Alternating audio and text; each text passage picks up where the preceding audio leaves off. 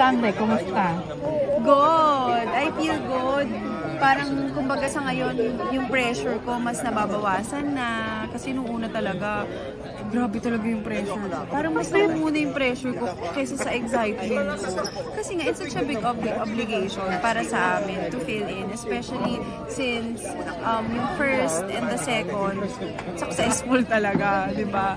Tsaka po, kahit na hindi naman nila kami i-pressure, siguro ako lang sa sarili ko nga dahil I wanna give them an excellent performance talaga. Kaya po, siguro ganun na lang nararamdaman ko. Pero habang patagal po ng patagal, mas nagkakaroon ako ng time to prepare. Mas nagkakaroon ako ng mga trainings. Nag-training po kaming apat. Ano training? Wushu.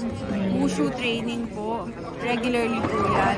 Tapos, mas nagiging close na kaming apat. Kasi tinatry po namin, alam niyo yun, kumain sa labas, magkwentuhan, mag-chat, ganyan.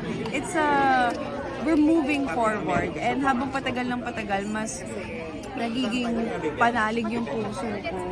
Dahil nga, yung course of action namin, in alignment po sa gusto namin. Anong brilyante ang hawak mo?